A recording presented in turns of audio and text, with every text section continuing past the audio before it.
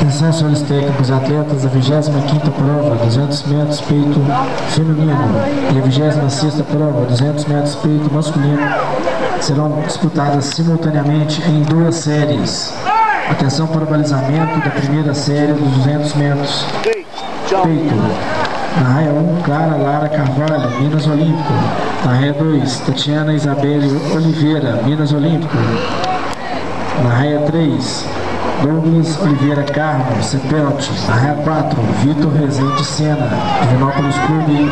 E na raia 5, Fernando Santiago Silva, Estrela do Oeste.